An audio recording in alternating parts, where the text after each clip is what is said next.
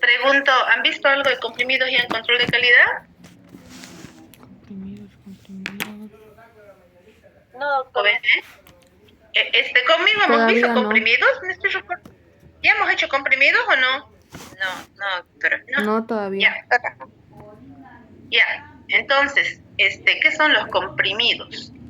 Los comprimidos son formas farmacéuticas también, ¿no? Son formas farmacéuticas que pueden tener diferente tamaño, diferente forma, que pueden llevar uno o varios principios activos. Puede llevar un solo principio activo como el paracetamol, digamos. Puede llevar varios principios activos como los comprimidos vitaminados. O varios activos como, a ver, ¿qué otro comprimido con varios activos? Complejo B. Tiene B1, B6, B12, B, ¿no? Entonces, un comprimido es una forma farmacéutica sólida que puede tener diferentes formas, diferentes tamaños, que lleva uno o varios principios activos medicamentosos y que se obtiene a través de el método de compresión, ¿ya? El aspecto y la forma son variadas y va a depender de cada industria farmacéutica. Muchas compran la matriz y le colocan, por ejemplo, en el comprimido INTI, ¿no?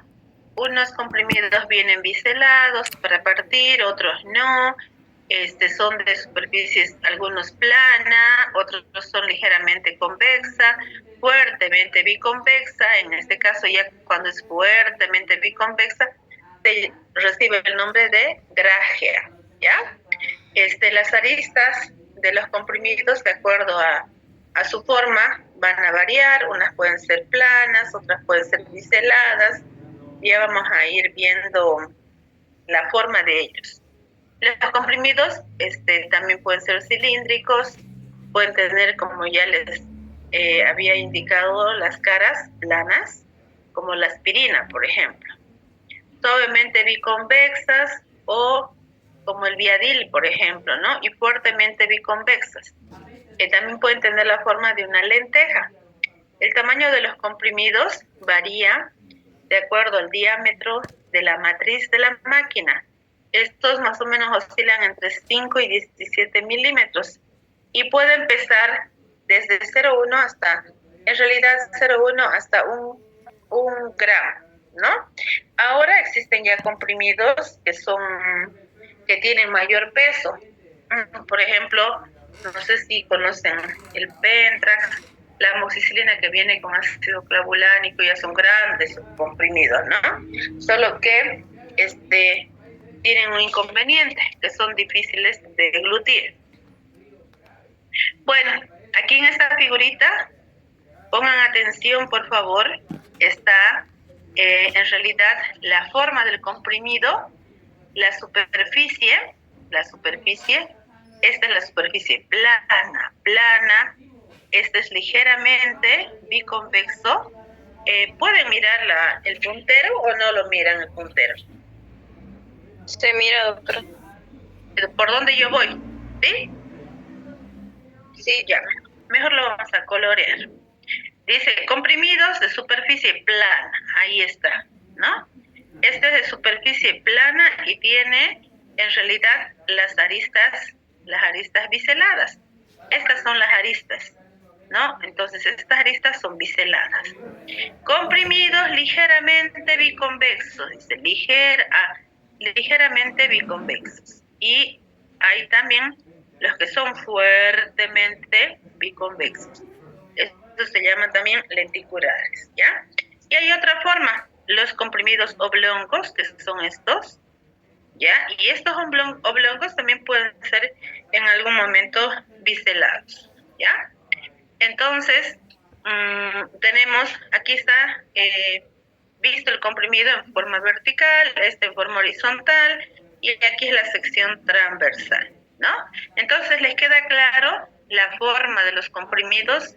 La forma, pueden ser redondos, pueden ser biselados, pueden ser oblongos, pueden ser en forma de lenteja, pueden ser semibiconvexos, fuertemente convexos, ¿sí? ¿Está claro eso? Sí, doctora. Ya, muy bien. Entonces, continuamos. Ay, les cuento que estoy resfriada, ojalá que esta mañana mejore. Bueno, entonces, la clasificación de los comprimidos. Los comprimidos, ¿cómo se clasifican? Los comprimidos se clasifican en comprimidos orales para la ingestión. Estos se subdividen en comprimidos convencionales, que son los normales, y corrientes, los comprimidos masticables. Normalmente los antiácidos son comprimidos masticables, dicen, ¿no? Masticarlos antes de tragar. Hay también los comprimidos multicapa que llevan, cuando normalmente los principios activos llevan más de 2 principios activos, son incompatibles, entonces una capa va a un componente, en otra va otra, en otra va otra, eso se llaman multicapas. Y comprimidos recubiertos son aquellos que se los recubre uno por diferentes motivos. El primero es para darle elegancia al comprimido. Otro motivo puede ser para facilitar su deglución. Seguramente todos hasta ahora han tomado un comprimido. Hay comprimidos en los que no están recubiertos. Uno los toma y si no ha tomado con suficiente agua se quedan a la mitad del esófago, ¿no? Y nos cuesta tragar. Entonces, el recubrimiento es un aspecto fundamental para facilitar la deglución de los comprimidos, ¿ya? Queda claro entonces que aquellos que nosotros los deglutimos están subclasificados en convencionales, en masticables, en multicapa y en recubiertos, ¿no? Ahora, los comprimidos, a ver, voy a silenciar, no sé quién está con su bebecito. Ya. Los comprimidos que se mantienen en la cavidad oral, es decir, que yo voy a agarrar un comprimido y lo meto a la boca, puede ser un comprimido para chupar, como por ejemplo el oropivalone. El oropivalone es un comprimido que tiene antibiótico y es para chupar y tiene lidocaína, pero se lo obtiene por este método, por el método de compresión. Es un comprimido, no es un caramelo, ¿ya? Y también tenemos los comprimidos sublinguales. ¿Cuáles son esos? Son los que se colocan por debajo de la lengua y fácilmente se absorben, ¿ya? Y bueno, luego tenemos los comprimidos administrados por otras vías. Hay óvulos que son en forma de comprimidos y tienen en realidad la forma de una lentejita, ¿no? También tenemos las implantaciones subcutáneas. Hay comprimidos que llevan, por ejemplo, para estos que son que colocan como preventivo para el embarazo, son hormonas que les hacen un pequeño corte, es un implante obtenido por este método y que poco a poco se van liberando y se utilizan para control natal, ¿no es cierto? También hay otros implantes que tienen nitrato de isosorbida, que es para medicar el corazón. Bueno, entre otros comprimidos que también son especiales e importantes son los efervescentes. Yo lo obtengo por el método de compresión, luego lo coloco en un vasito de agua y por efervescencia se disuelve totalmente. Un ejemplo de estos tenemos magnesio, la vitamina C, ¿no es cierto? Que son efervescentes. Se caracterizan porque en contacto con el agua van a emitir dióxido de carbono, ¿no? Y los compuestos solubles. Aquellos solubles son los que yo, por ejemplo, a ver, un compuesto soluble. Uno de uso externo. Voy a dar un ejemplo de un uso externo. Hay comprimidos de alcanfor. Ustedes lo sueltan un vasito con alcohol y se solubiliza inmediatamente. También hay ahora los comprimidos dispersables, que también son similares a los efervescentes, pero no producen efervescencia, ¿no? Se dispersan rapidísimo. Y hay de esos dispersables hay de diferentes líneas en la actualidad. Bueno, ¿qué compuestos tienen los comprimidos?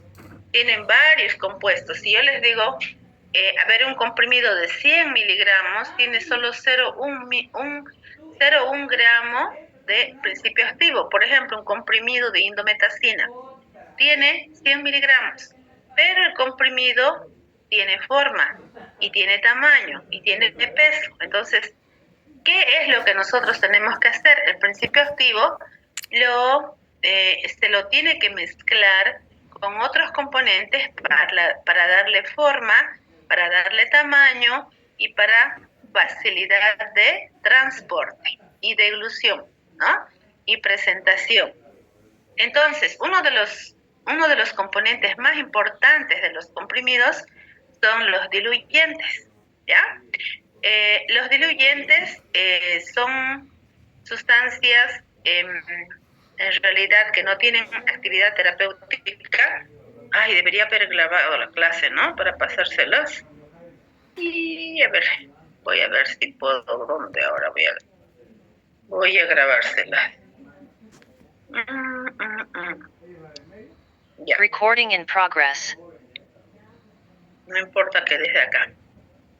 Bueno, entonces los comprimidos tienen en su composición una materia prima que es inerte, que es la que le da volumen, la que le permite tomar forma, y esta materia prima se denomina diluyente o excipiente y se utiliza cuando las dosis de los principios activos son muy pequeñas. Por ejemplo, con aquellas que son menores a 50 miligramos, ¿no? Ahora, esta materia prima, este diluyente, debe cumplir ciertos requisitos. Y un requisito es de que sea fisiológicamente inerte, que no reaccione químicamente con ninguno de los componentes del comprimido. Y que esta materia prima fácilmente pueda comprimirse, es decir, que tenga capacidad de compresión, que sea de un buen sabor y que tenga baja humedad. ¿Ya? Esas son las condiciones necesarias para que una materia prima se pueda llamar diluyente. ¿Qué diluyentes conocemos? Varios. Entre los más importantes está la lactosa.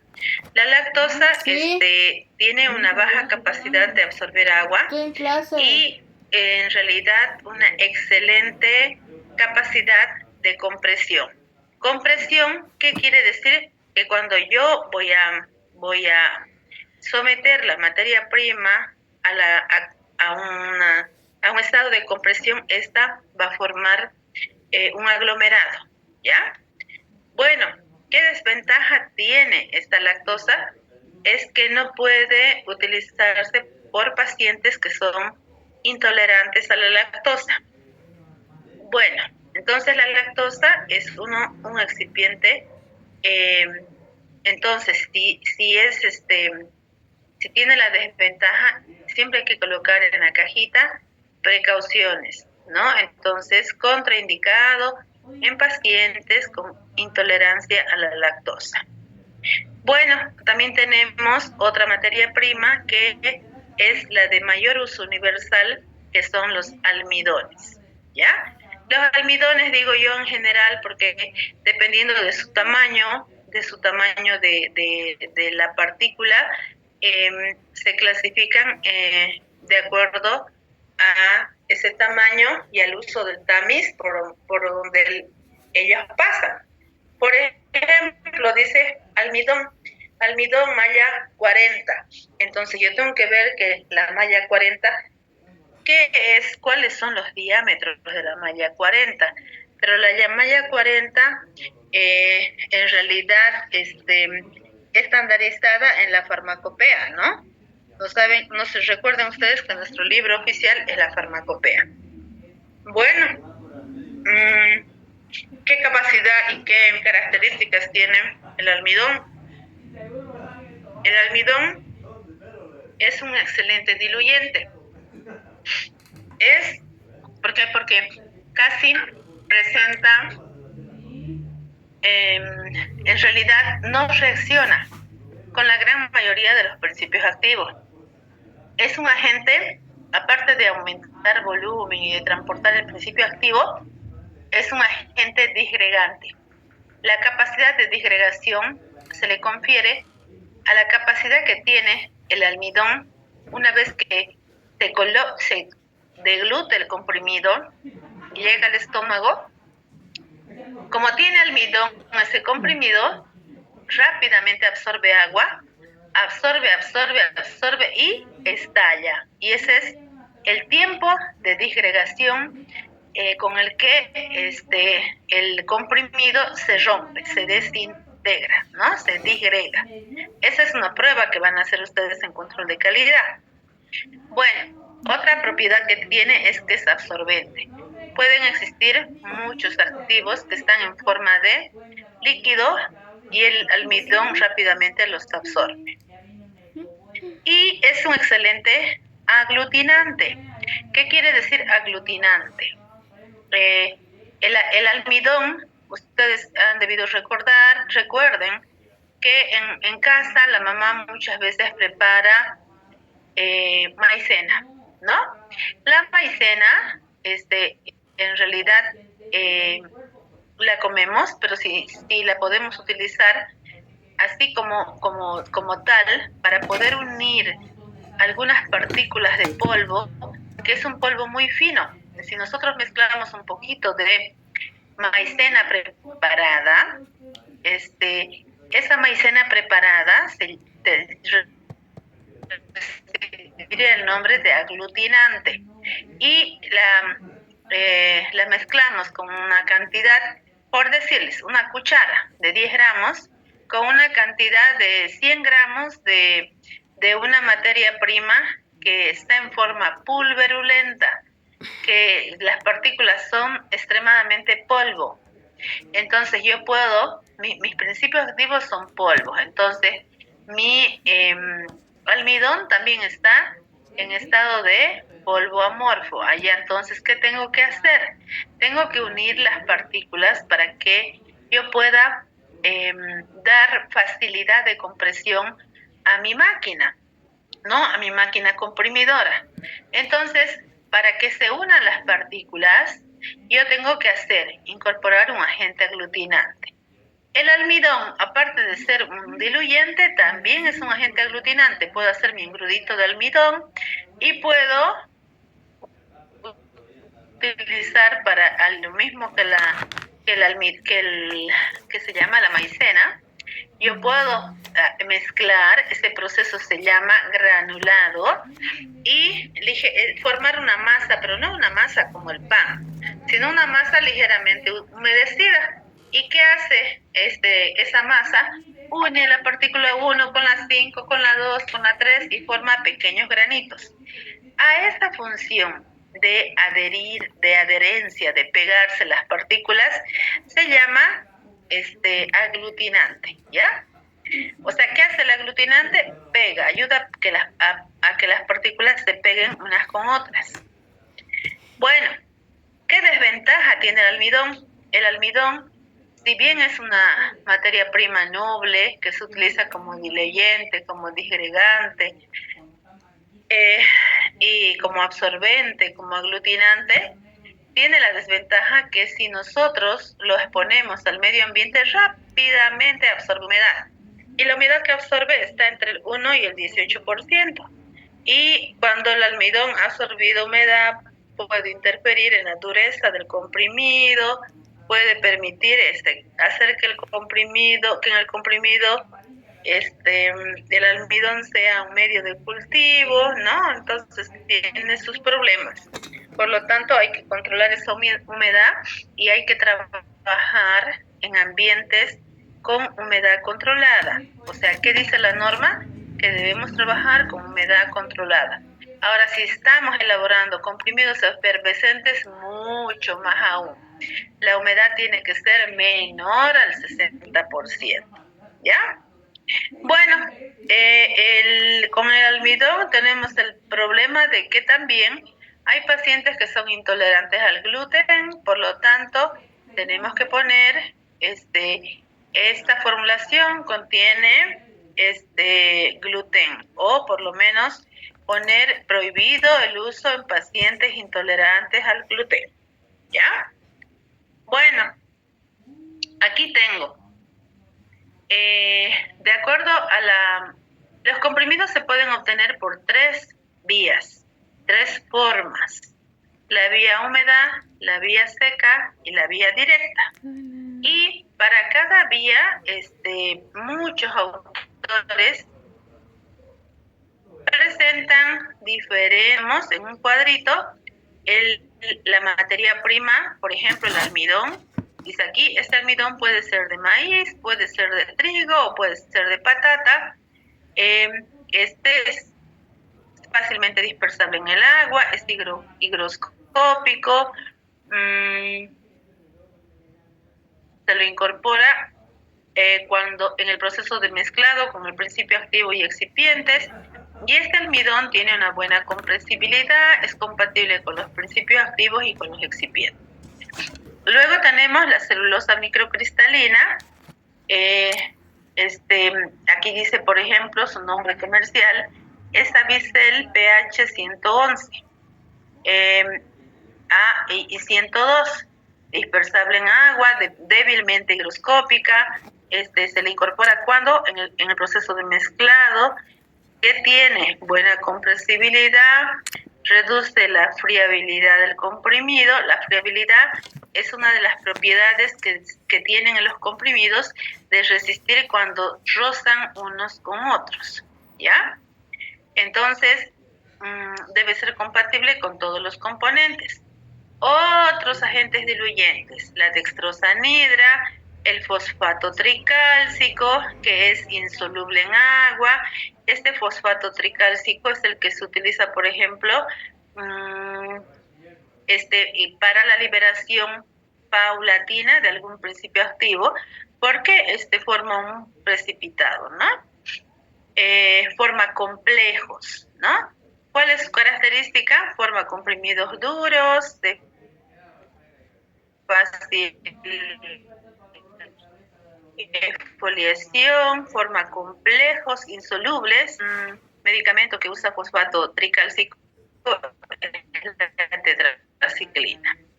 También tenemos como excipiente a la lactosa, que es un azúcar de la sacarosa, que también es un azúcar, y tienen sus características, cada uno de soluble, forman comprimidos muy duros. Entonces, de acuerdo a la característica de cada diluyente, se tiene que seleccionar el que corresponda cuando se está haciendo el desarrollo de preformulación. Si es un comprimido sublingual, ¿qué hemos dicho? ¿Qué características tiene un comprimido sublingual? ¿Y cuál elegirían ustedes?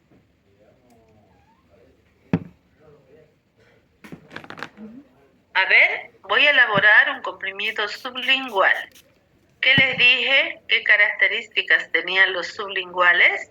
Y de esta tablita, en este cuadrito, ¿cuál de de los componentes ustedes seleccionarían como agente diluyente? Vamos, 1 minuto.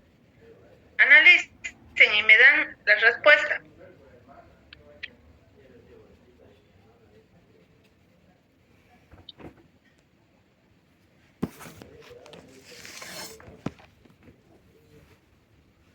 Repito otra vez la pregunta, porfa, doctora. A ver, ¿qué era un comprimido sublingual? Primero.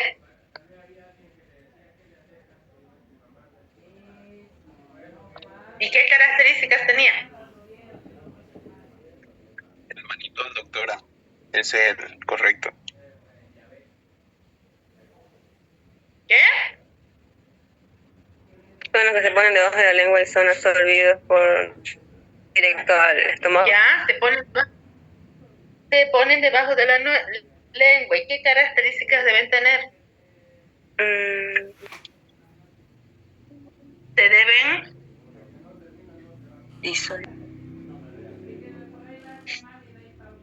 disolver rápidamente. Sí. ¿Ven? Sí, Y si se van a disolver rápidamente, ¿qué factor de estos ustedes seleccionarían?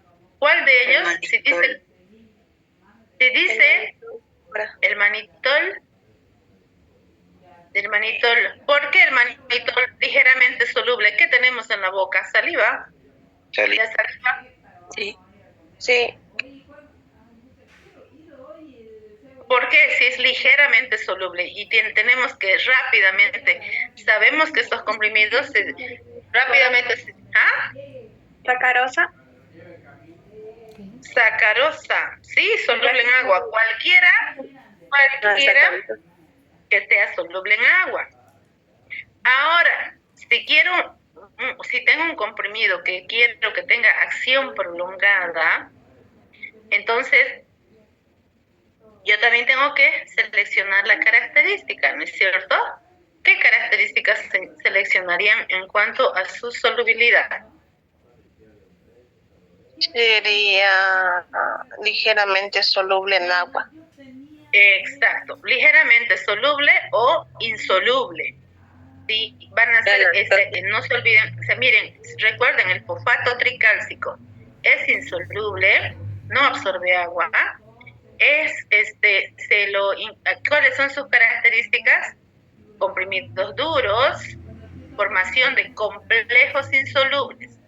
Cuando forma complejos, deja liberar poco a poco el principio activo, ¿ya?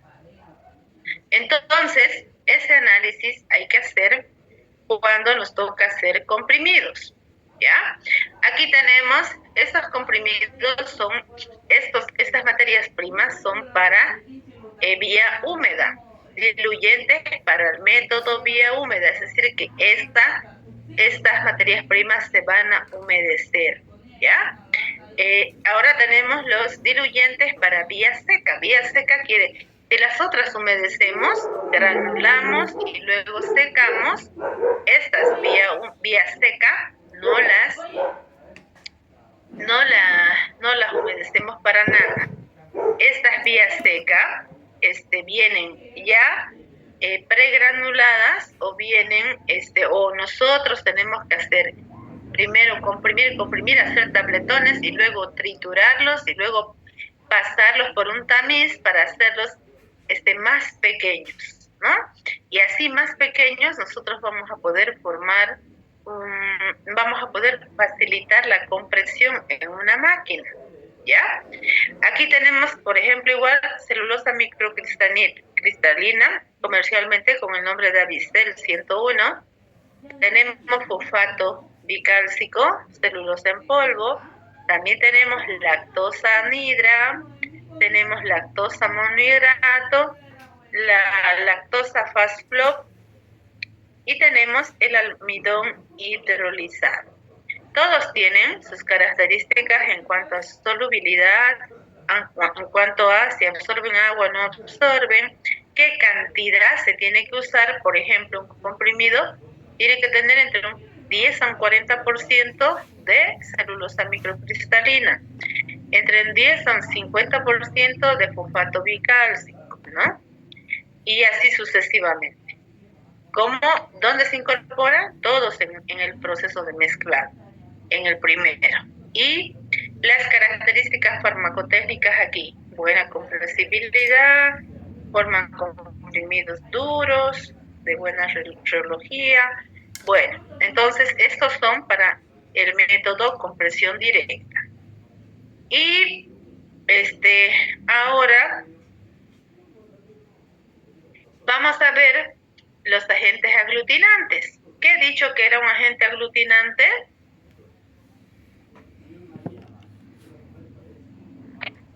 Es el que ayuda, ¿Qué dije? es el que ayuda a que las partículas se peguen unas con otras. Perfecto. Bueno, ¿cuándo usamos agentes aglutinantes? Cuando hacemos comprimidos por vía húmeda, o por vía anhidra y por compresión directa, ¿no? Podemos utilizar para las tres vías. Bueno, esas materias primas que permiten que se unan las partículas están representadas por el alginoto de sodio, que comercialmente se conoce con el nombre de Kelco, también almidón de maíz, almidón de patata, almidón de trigo, almidón de papa. ¿En qué forma? En forma de engrudo. El alginato, ¿en qué forma? Se hace igual un gelcito, al 5%. Aquí, el almidón pregelatinizado, ¿en qué forma? Igual, se hace un gelcito entre un 5 y un 10%, ¿ya? Tenemos el carbomer, que es un polímero derivado de la celulosa, también al 1%, ¿ya? Tenemos aquí derivados de la celulosa como la metilcelulosa, la etilcelulosa, la celulosa microcristalina, la hidroxipropilmetil. ¿Perdón? Hay La doctora.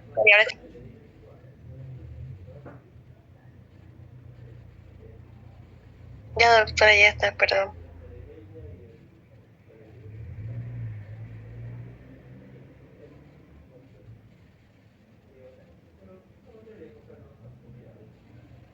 ¿Están escuchando bien?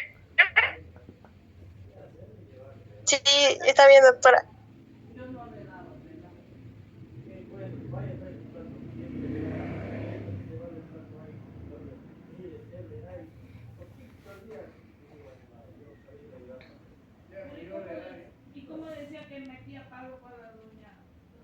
Recording stopped. ¿Están escuchando bien? ¿Se perdió? ¿Se cortó? Sí, la escuchamos, doctora. Ahora sí, doctora. Ya. Entonces volvemos, ¿ya?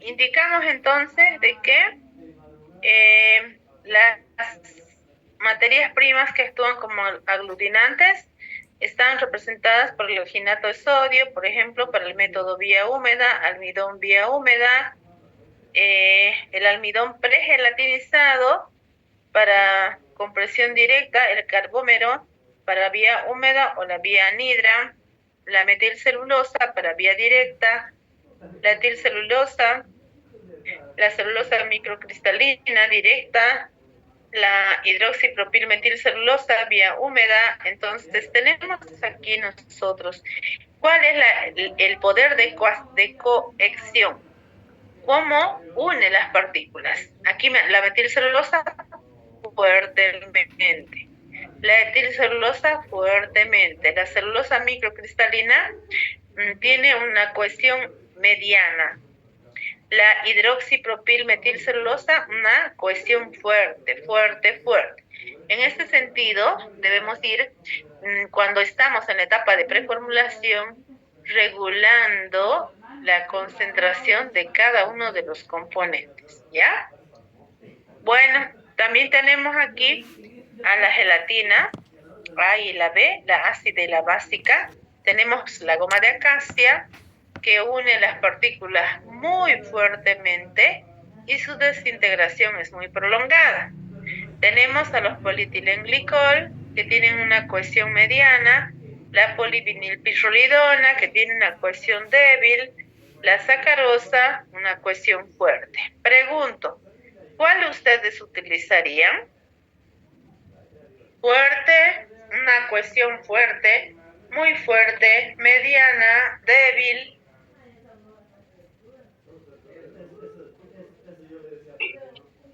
Pregunta, doctora, por favor. ¿Cuál elige?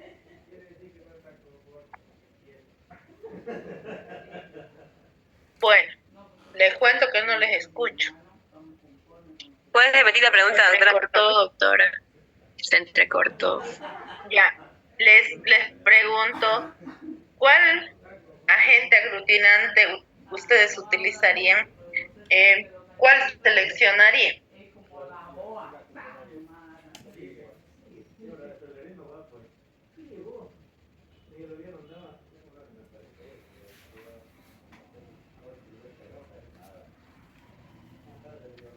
Podría ser uno que sea mediano o puede ser un... ¿Están escuchando o no?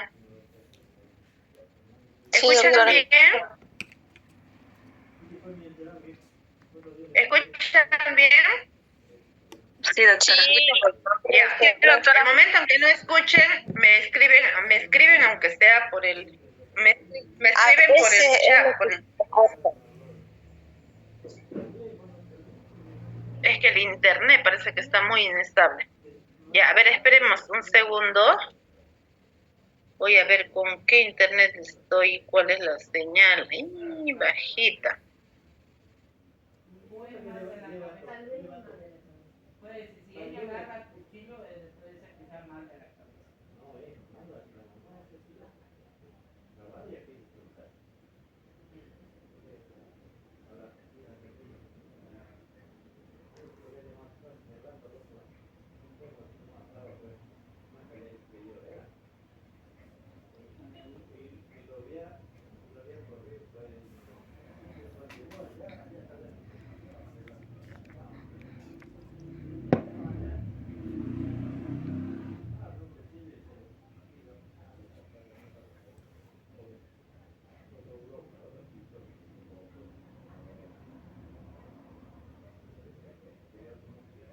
Recording stopped.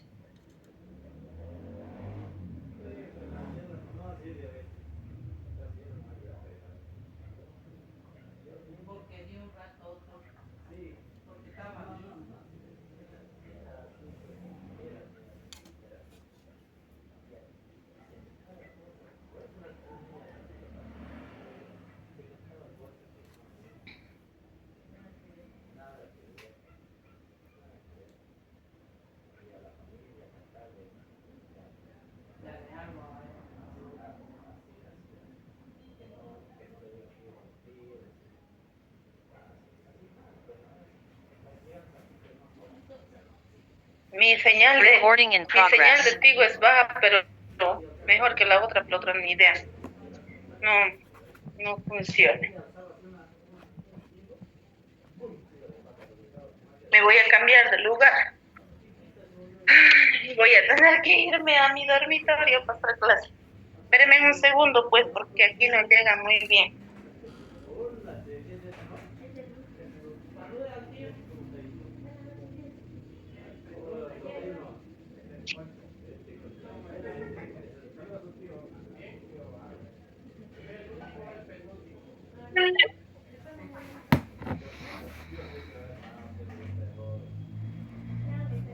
Ya, espera un segundito.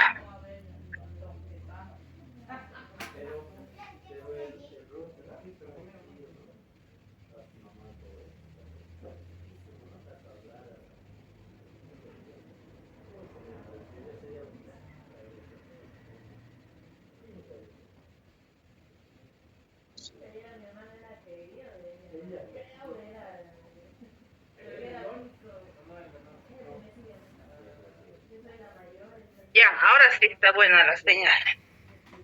100%.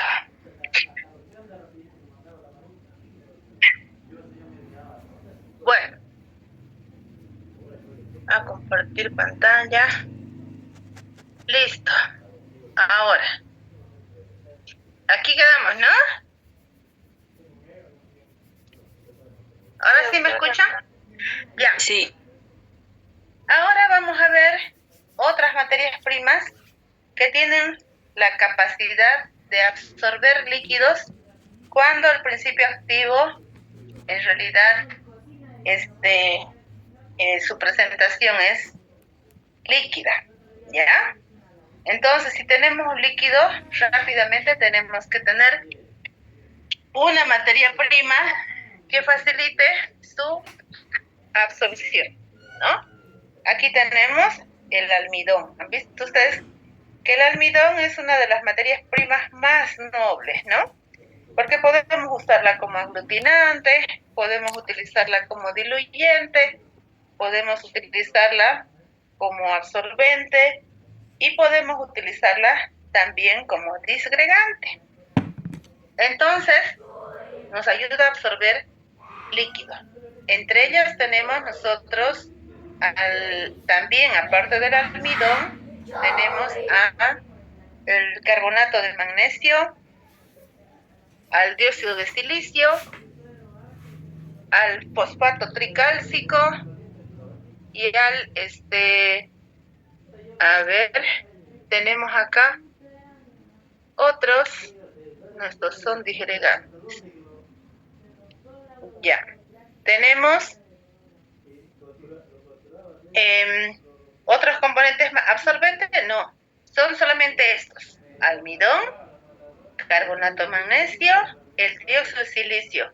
El dióxido de silicio es uno de los mejores absorbentes, ¿ya? Y el fosfato tricálcico. Estos son los componentes que tienen la capacidad de absorber líquidos. Bueno, entonces ya sabemos que el absorbente es aquel que fácilmente va a absorber algún líquido en principios activos líquidos, ¿no? Bueno, y luego tenemos a los agentes disgregantes. ¿Qué es un agente disgregante? Una materia prima que tenga estas propiedades disgregantes. Estas quieren decir de que tienen la capacidad, una vez que hemos deglutido el comprimido, llega al estómago, se hincha, por ejemplo, el almidón, absorbe rápidamente agua y al absorber agua llega un momento en que ya no da más y ¡pum!, se disgrega, revienta y el comprimido se disgrega en 1000 pedacitos, ¿no? Esta es la capacidad disgregante. Hay otros, entre las materias primas disgregantes principales tenemos al almidón, que ya les dije, que se puede utilizar en concentraciones del 5 al 15%, al alginato de sodio, tenemos al almidón glicolato sódico, al almidón pregelatinizado. Son diferentes tipos de almidones. Son almidones preelaborados, ¿ya? Tenemos a los derivados de la celulosa, como a la carboxi, a la cross-carmelosa, a la celulosa microcristalina y a la metilcelulosa. Ustedes ven ahí, están con sus nombres comerciales. Por ejemplo, la cross-carmelosa es un nombre comercial. ¿Y qué es la cross-carmelosa? Es la carboximetilcelulosa sódica con un determinado tamaño de malla, ¿ya? El avicel, ¿qué es el avicel? Es la celulosa microcristalina. ¿Listo? Entonces, estas tienen 3 mecanismos para poder facilitar la disgregación de un comprimido.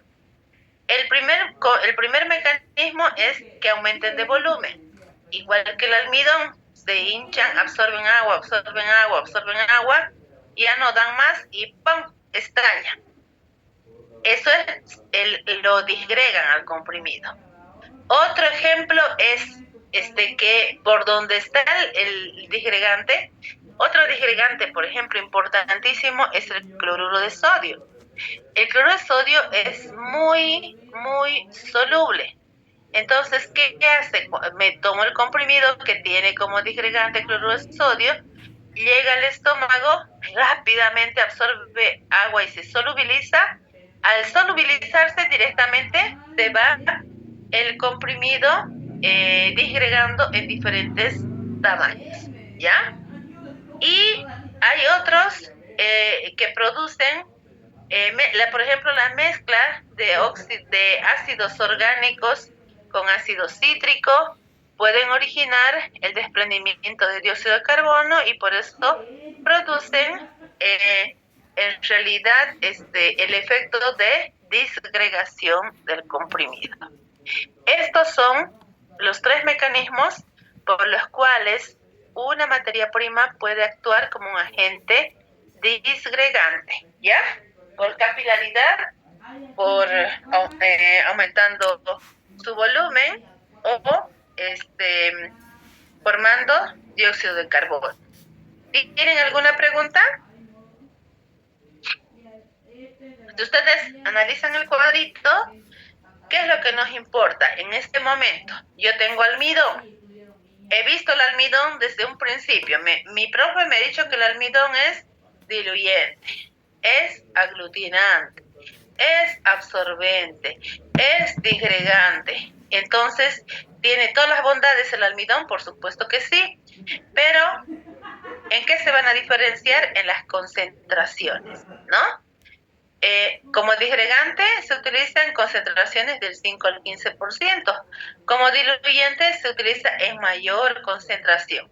O sea, ¿cómo van a poder diferenciar? Es por la concentración que tiene en la formulación. La formulación siempre ustedes la van a analizar por un comprimido, ¿ya? Van a encontrar muchas formulaciones, pero van a ver que siempre se declara la fórmula por un comprimido. Y ¿dónde se utiliza, dónde se incorpora, en qué fase? Cuando se está haciendo el proceso de granulación. En su gran mayoría, si es vía húmeda. Y si es vía seca, se tiene que mezclar todos los componentes y incorporar el agente disgregante, ¿ya? ¿Y cómo? En forma, y dice polvo fino o granulado. Si las materias primas, si lo que yo voy a hacer es comprar todo pregranulado, todos tienen que tener el mismo tamaño de gránulo. Y lo único que voy a hacer es mezclar. Y después de mezclar, voy a cargar mi máquina y voy a empezar a comprimir. Bueno, entonces aquí tenemos otros disgregantes. Como ya les había indicado, ácido cítrico, citrato monosódico, ácido fumárico, ácido láctico, ácido tartárico, bicarbonato de sodio, carbonato de sodio. Estos hay que combinarlos para que produzcan la efervescencia y en realidad formen dióxido de carbono. También tenemos como disgregante a la polivinilpirrolidona, que también la habíamos visto como un agente diluyente, ¿no es cierto? La crospovidona también tiene propiedades disgregantes. Entonces, es bueno utilizar una materia prima analizando sus características de uso en la formulación, ¿ya? Bueno, agentes antifricción. Agentes antifricción son aquellos que nosotros vamos a incorporar a la formulación para evitar que el comprimido se quede pegado en la comprimidora y no deslice, no los bote de línea. O sea, todo comprimido, cuando pasa el polvo, va a pasar por la máquina. Llega a un momento en que llega a la matriz, comprime y sale el comprimido ya listo.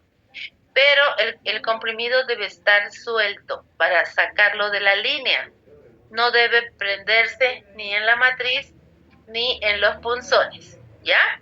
Y entonces aquí tenemos tres tipos de agentes antifricción: los deslizantes, los antiadherentes y los lubricantes.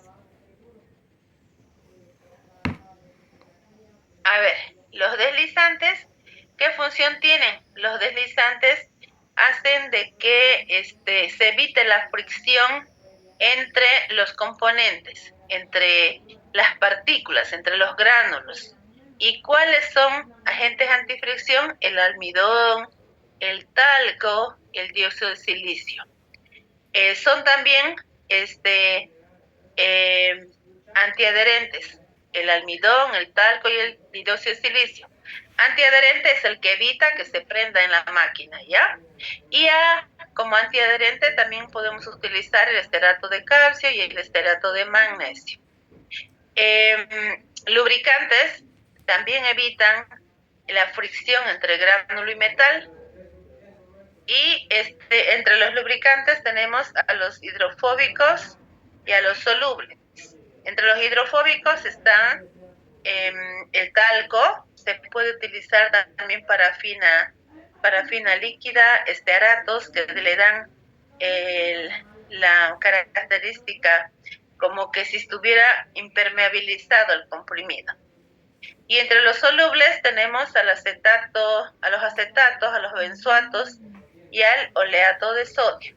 Entonces, como ustedes ven, un comprimido, aquí tenemos, tiene varios componentes, ¿no? Esos componentes son agentes que le ayudan a dar forma, volumen, le ayudan a disgregarse, le ayudan a prácticamente evitar, le dan mayor fluidez, mayor capacidad de deslizamiento en la máquina, evitan que se queden prendidos en la máquina, tienen diferentes funciones, pero todos esos componentes no interfieren con el principio activo. Entonces, cuando se tiene que formular un comprimido, si tiene 10 componentes, el principio activo no debe interferir en ningún componente con el principio activo. Deben ser compatibles, deben ser inertes, no deben reaccionar con el principio activo, ¿ya? Y entre los lubricantes, nosotros citamos a quienes: al ácido esteárico, al benzoato de sodio, a la celulosa microcristalina, al dióxido de silicio, al esterato de calcio, magnesio, al estearil fumarato, a la parafina líquida, al polietilenglicol, el polietilenglicol en forma de polvo, pero muy poco porque a veces produce una capa muy impermeable y evita que en realidad se desintegre, ¿ya? Entonces, formular un comprimido es analizar con qué componentes va a ir acompañado. Ahora, también se pueden incorporar algunos coadyuvantes. ¿Y cuáles son los coadyuvantes? Son los que le van a dar color, olor, sabor, ¿no? Puedo incorporar colorantes en concentraciones no mayores al 0.05, porque algunos autores recomiendan que los comprimidos deben tener color pasteles, deben inducir a la calma, a la paz, ¿no? Aunque nosotros modernamente y ahora tenemos, por ejemplo, comprimidos color fucsia, ¿no? El Viadil es fucsia. Bueno, también se pueden incorporar agentes correctivos, por supuesto que sí, sobre todo aquellos comprimidos bucales que se van a disolver en la boca, aquellos comprimidos masticables, como por ejemplo los antiácidos, ¿no? Aquellos que se van a comprimidos que se van a chupar en la boca, como el oropivalone. Hay muchos comprimidos, las vagosiletas también creo que son comprimidos. Estos correctivos en realidad son esencias microencapsuladas, o pueden ser también aceites esenciales. También los comprimidos tienen edulcorantes, como la sacarina ya no se usa, ¿no?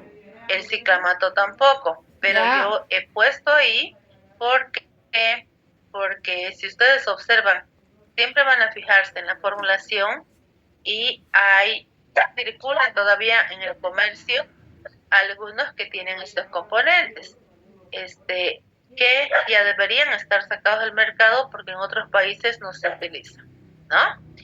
Bueno, agentes humectantes,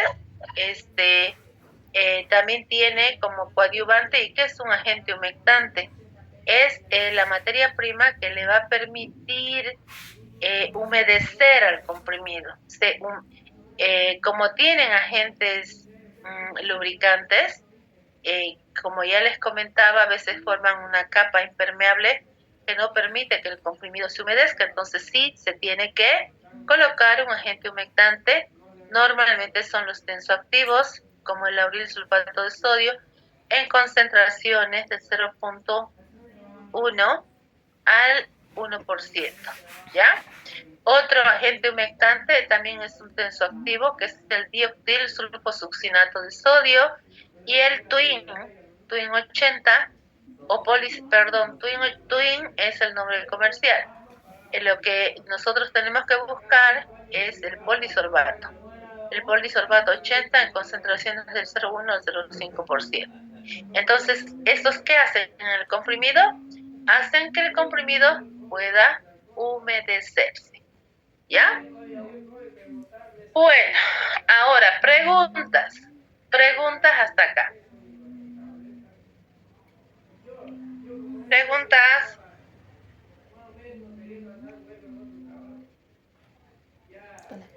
Jóvenes, preguntas.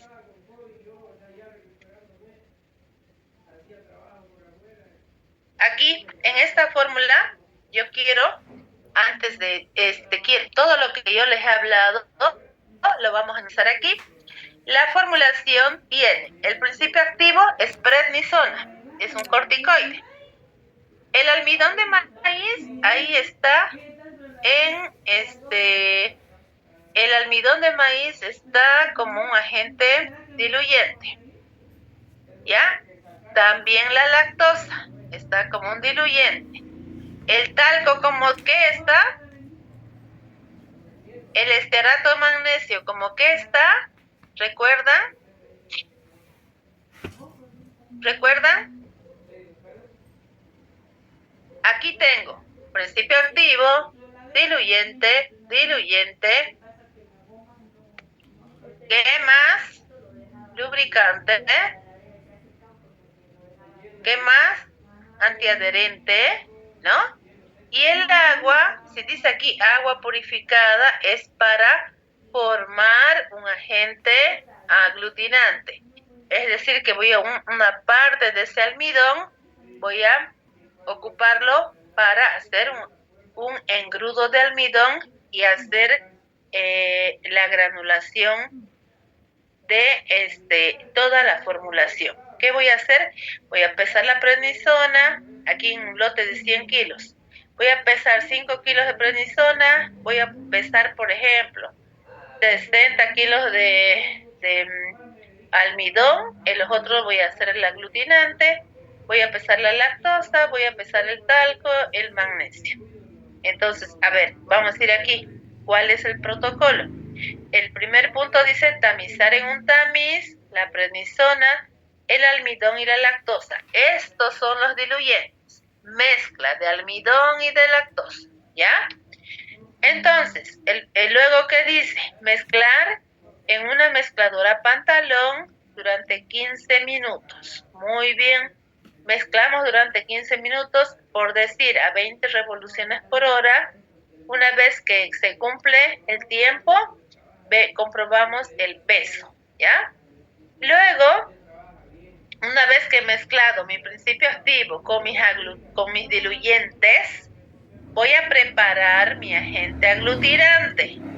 ¿Cómo voy a preparar mi agente aglutinante? Voy a pesar 3 kilos de almidón y voy a incorporar agua.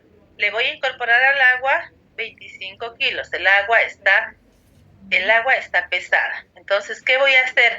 Voy a llevar a ebullición mi agua y A mi almidón de maíz lo voy a pesar en una jarra de acero inoxidable, le voy a incorporar un litro de agua y voy a agitar hasta no se diluya porque es insoluble en agua. Entonces, una vez que esté el agua hirviendo, voy a incorporar y voy a formar mi agente aglutinante, que es como el engrudo. Luego, este agente aglutinante le voy a incorporar a la mezcla y voy a ir en una granuladora amasando la prednisona mezclada con el talco y la lactosa, ¿no es cierto? Entonces, voy a hacer durante 15 minutos.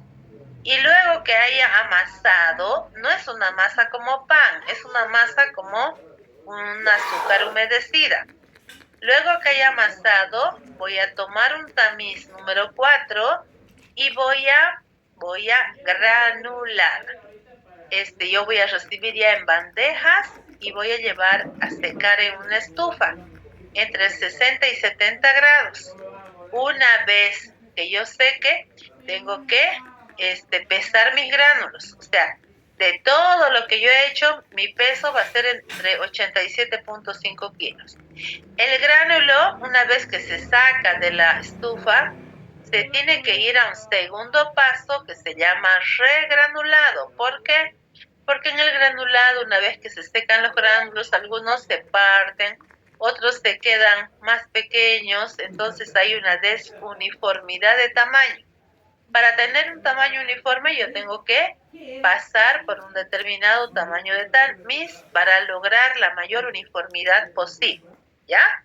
Aquí dice que el tamiz, el segundo tamiz, el primero era de 4, el segundo es de 2, de 0 a 2 milímetros. Entonces, está clarísimo. Este es el método por vía húmeda, ¿no? Se dice, se incorpora el resto de los componentes. ¿Cuáles serán el resto de los componentes? Una pequeña proporción de talco, una de almidón, se pone el talco y se pone el esterato de magnesio, deslizante y antiadherente. Son esos deslizantes y antiadherentes. Se mezcla 15 minutos con los gránulos y fluidificantes. Y luego se carga la máquina para comprimir. ¿Qué vía se aplica qué vía de manufactura? Era la vía, ¿qué vía? La única vía donde nosotros tenemos que preparar agente aglutinante. ¿Cuál era? La vía. ¿Qué vía es? Cuando yo humedezco. Vía húmeda, ¿ya? Vía húmeda. Bueno, aquí después voy a hacerles, bueno, hasta aquí, ¿me han entendido hasta acá? Sí, doctora, lo que está grabando lo va a pasar después el link o cómo. Sí, les voy a pasar. Gracias, que yo entré tarde. ¿Me han entendido hasta acá? Sí. Ya, bueno. Entonces, vamos a ver ahora las características de los comprimidos, ¿ya? Después vamos a volver a recapitular la primera vía de elaboración, el primer protocolo, primer método. Los comprimidos, en realidad, tienen que tener forma y peso, ¿no? Puede haber una pequeña desviación del peso, pero normalmente la desviación del peso va a estar relacionada con el gramaje del comprimido. Dice acá, por ejemplo, forma farmacéutica y comprimido sin cubierta. Si el comprimido tiene 80 miligramos o menos, la desviación puede ser hasta el 10%.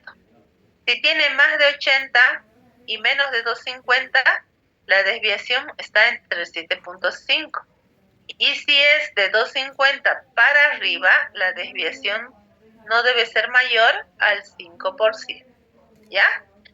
Entonces vemos que la desviación, mientras menor sea el gramaje, los miligramos, es un poquito más, un poquito más alta, ¿no? Y mientras más alto es el gramaje, obviamente que el límite es mucho más bajo, ¿ya? Bueno, ahora, ¿qué es lo que tienen que ver en un comprimido? Las características, esto lo van a ver en control, ¿ya? Primero, friabilidad. La friabilidad se la realiza en un equipo que se llama friabilómetro y mide el desgaste de los comprimidos cuando están unos con otros. Esto debe ser menor al 1%, ¿ya? Luego, la dureza. La dureza es un parámetro que lo van a tomar en cuenta durante el control en proceso. Se está haciendo comprimidos y cada cierto tiempo se toma el durómetro y se mide la dureza. Y en el producto final también se puede medir la dureza. La disgregación es una prueba de control que la van a hacer en el laboratorio después de que el comprimido ya ha sido elaborado, ¿no? La disgregación está en relación directa con la dureza. Si hay mucha dureza, la disgregación va a ser menor. Si la dureza, si el comprimido está muy blando, la disgregación va a ser más rápida. Pero debe cumplir los parámetros, ¿no? Después de la disgregación hay que ver la disolución. Esta disolución se la realiza en un equipo que se llama test de disolución de 6 pasos, es el reglamentario, ¿ya? Este nos indica el porcentaje que debe de diluirse, el porcentaje que se absorbe de acuerdo a su tipo de disolución, ¿ya? Entonces la metodología se la sigue de la farmacopea. ¿Qué otra prueba de control más se hace? Las organolépticas, ¿no? Olor, color, sabor, tamaño, peso, dureza. Ya, eso ya son físicas, dureza, disgregación, velocidad de disolución. ¿Y en los comprimidos se les hace control microbiológico? Por supuesto que sí. A comprimidos que provienen de materias primas sintéticas o semisintéticas, hay que ver que los aerobios viales no sean mayor a 10 a la 3, hongos y levaduras no más de 100, ¿no? Y los otros no más de 1000. Cuando la materia prima es de origen natural, ya sea animal o vegetal, los aerobios viables son 10 a la 4, hongos y levaduras 10 a la 2. Y enterobacterias y otras gram negativas no más de 10 a la 2. Y obviamente ausencia de salmonela y de shigella. Como ven ustedes, es un producto no estéril y debe cumplir límites microbianos. Cuando se trata de implantes, esos sí que deben ser estériles, ¿no? Y los vaginales, ¿qué creen ustedes? ¿Son estériles o no? Comprimidos de uso vaginal, ¿son estériles o no?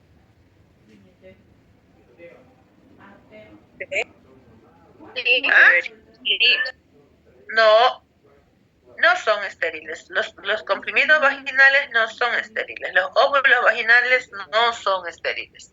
Pero deben cumplir límites microbianos y ausencia de algunos patógenos, ¿no? ¿Por qué no son estériles? Porque así dice la farmacopea. No son estériles. Son productos no estériles que deben cumplir ciertos límites microbianos y ausencia de ciertos patógenos. Van a revisar ustedes la farmacopea y para la próxima clase me van a indicar cuáles son los límites microbianos para los comprimidos vaginales. Doctora, ¿y qué bacterias son más comunes en los óvulos vaginales? Bacterias.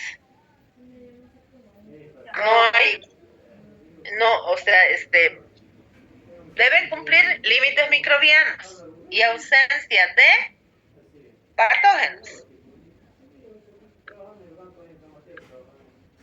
no hay. Ustedes van a buscar en la farmacopea, Yo creo que eso debe ser para no alterar la flora bacteriana o algo así, ¿o no? a ver, ¿cómo es su pregunta? No le he entendido muy bien. O sea, ¿será que no es estéril para que no altere las bacterias que están en la flora, en nuestro cuerpo? Eh, ¿O te equivoco? es que son productos no estériles. No, se aconseja trabajarlos en áreas estériles, pero son productos que cumplen límites microbianos. Los productos no son estériles. Corresponden a productos no estériles, ¿ya? Son productos farmacéuticos no estériles. Estoy tratando de buscar en la farmacopea, pero no puedo. A ver,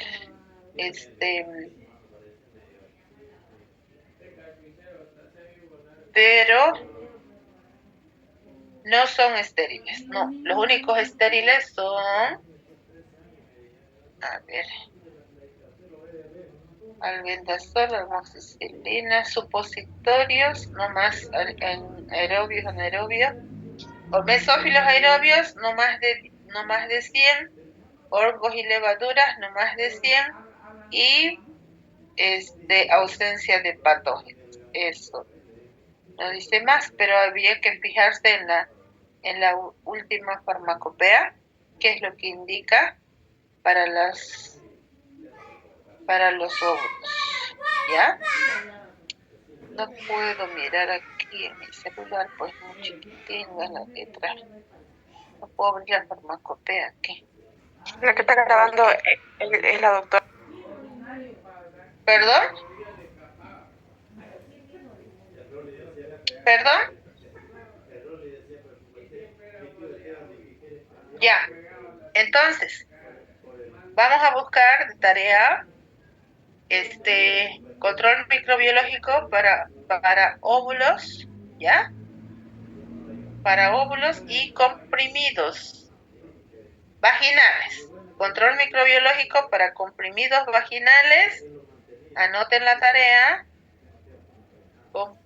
Control microbiológico para comprimidos vaginales, ¿ya?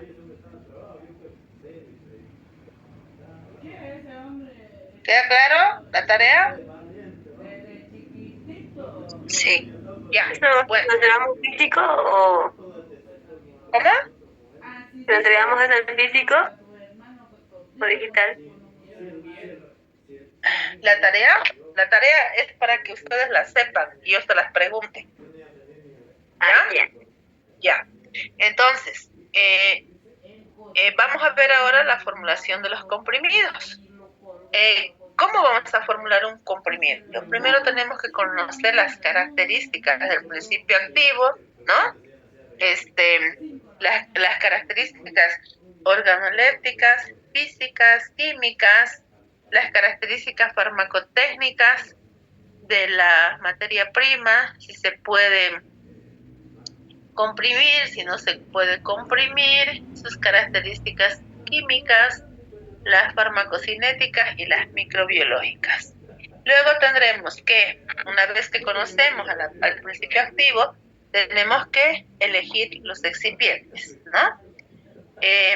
Y para elegir los excipientes tenemos que ver si hay interacción entre el 1, entre el 2, entre el 3, entre el 4, entre el 5, entre todos los componentes con el principio activo, ¿no?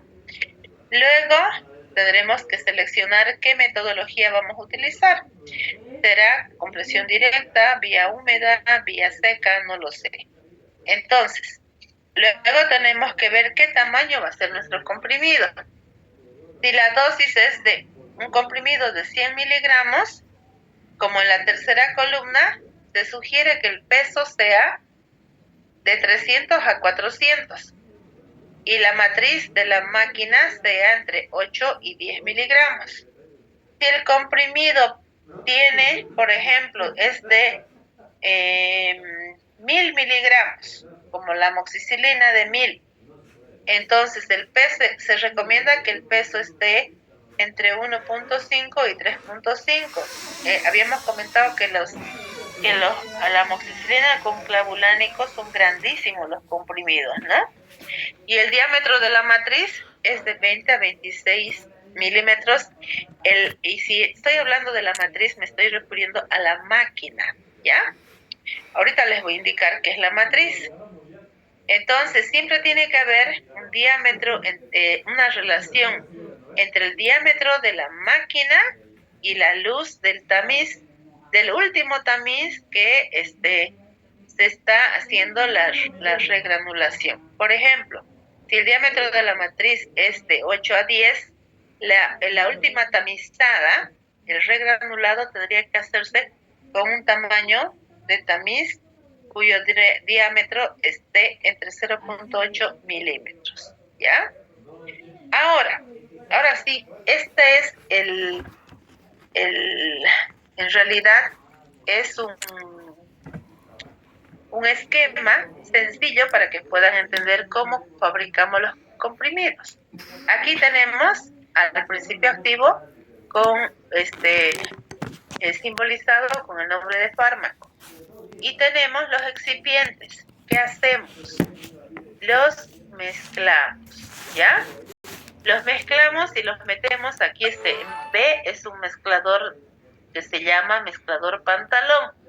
Me incorporo el principio activo y los excipientes.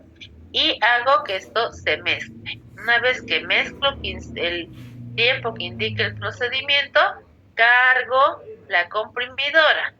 Aquí yo estoy representando a mi comprimidora.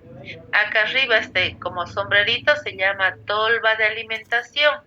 Entonces cargo la tolva, aquí hay un punzón superior, un punzón inferior que se juntan y luego me sacan, comprimen el gránulo y me sacan un comprimido, ¿ya?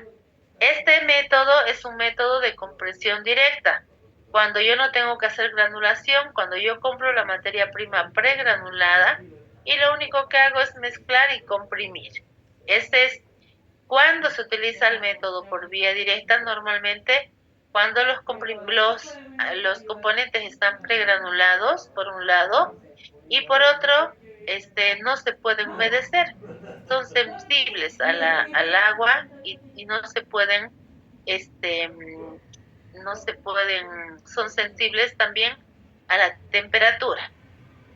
Ejemplos de estos están los antibióticos. Casi todos los antibióticos, su elaboración se hace por vía directa, ¿ya? ¿Queda claro? Está fácil, ¿no? Principio activo, diluyente, se mezcla. Una vez que se mezcla en el mezclador pantalón, se lleva a la tolva de alimentación de la máquina comprimidora y se procede a comprimir y a sacar del hilo. Para que se haga el comprimido tengo que llenar una matriz de la máquina y luego hacer que trabaje el punzón y con el golpe une a todos esos gránulos y libera el comprimido. Ahora lo que necesito es, a ver, ¿dónde hay una máquina? No hay. Entonces voy a tener que indicarles cómo es una maquinita, ¿ya? A ver, aquí está. Las partes de una máquina, me voy a adelantar. Una máquina comprimidora tiene unas partes fundamentales. Voy a tener que... Espérenme que voy a sacar un... Ay, no, yo saco un lapicito aquí ahora.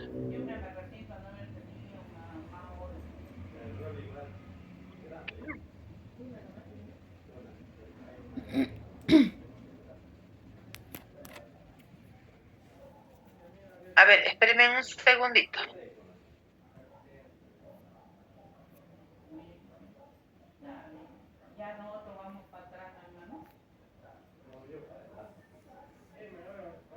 Tenía un compañero de trabajo que él tenía casi 50 años y su hijo tenía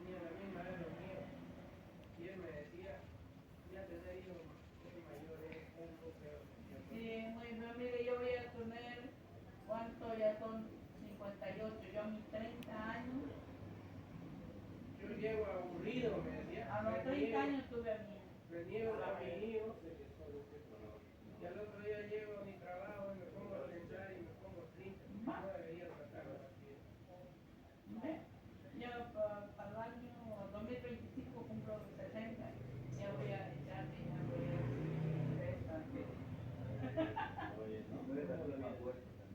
ya no es la misma vuelta como uno no, ya el cuerpo se hasta mis 60, 61 me quedo cansado. ¿Y cuántos años ya tenés, hermano? 65, o sea que ya yo te voy a alcanzar. Si yo era peladilla cuando yo no era jovencito. No, pues no, esto sí un poquito. Y mira, pues de acá el desesperado está para que le dé su cena y ya está hecho el celoso ahí.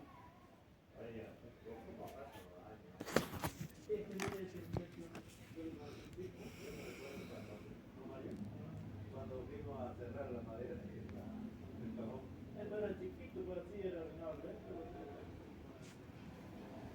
ponía el agua, ¿no? Y los días lo llevábamos, ¿dónde está ese berrillo? Le decía, esta bola, el otro arriba. ¿Cómo ha sido?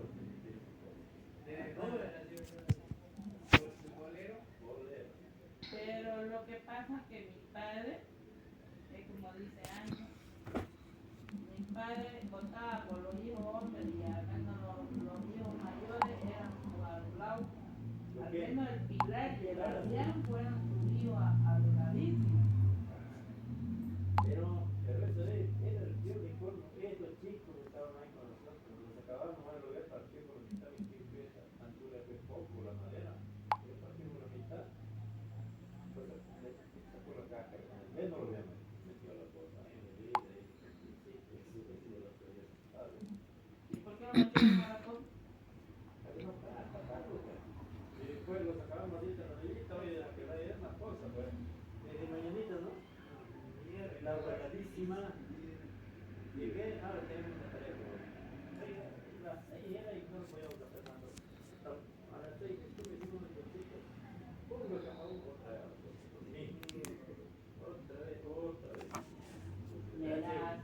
Lucha, no lo encuentro el lapicito, ¿me ayudan a buscar?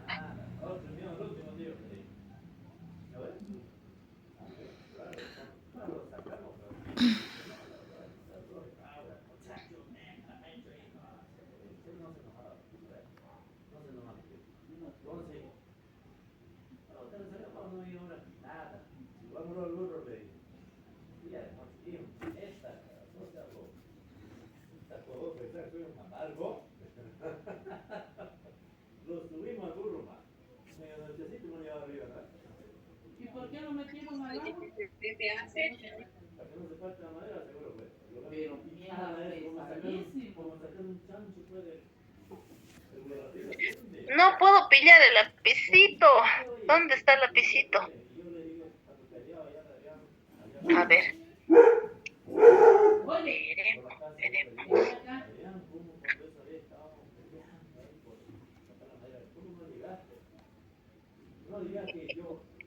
Ah, aquí está. Aquí. A ver. ¿Me escuchan? Sí, doctora. Mire, una máquina comprimidora tiene, ay caramba, un punzón superior. La máquina tiene aquí, esto es lo que se llama matriz, y tiene un punzón inferior. Por acá, cuando el punzón sube para arriba, esto queda vacío. Y por acá viene la tolva de alimentación y deja caer los gránulos. ¿Ya? Esto viene aquí, tiene una pestañita. Entonces, deja caer aquí los gránulos. Oye, deja caer aquí los gránulos. Y cuando está llena la matriz, esto es lo que se llama matriz. Cuando está llena la matriz, se retira. Al retirarse, hace esto. Entonces, si hace esto, queda aquí. Allí, perdón, ya he borrado todo. Quedaría así. Uchuche. Quedaría la matriz ahí llena. Ahí están los granulitos, pero quedan todos los granulitos ahí. Y entonces, el punzón inferior baja. Baja y da un golpe. Entonces, al dar el golpe, estos gránulos se unen y forman el comprimido. Forman aquí algo sólido, ¿ya? Forman el comprimido. Luego, la máquina sube y este punzón inferior sube para arriba y saca este comprimido hacia la superficie. Lo saca aquí. Y luego cuando viene la tolva, otra vez lo empuja, lo saca de línea y otra vez llena. Esa es la forma en la que funciona la máquina comprimidora. Aquí están las fases. La fase 1, baja el descenso del punzón. Baja el punzón. Una vez que baja el punzón, comprime a los gránulos y luego el punzón inferior asciende, sube para arriba, ¿no?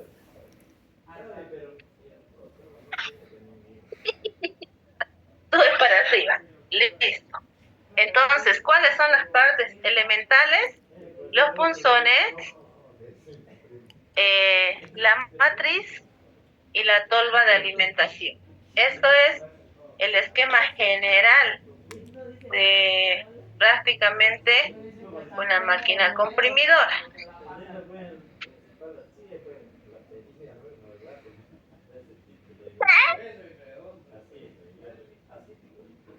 Descansen 5 minutos, por favor, joven. Descansen 5, ¿ya? Empecemos por ahí, le digo. Negado nomás era entonces.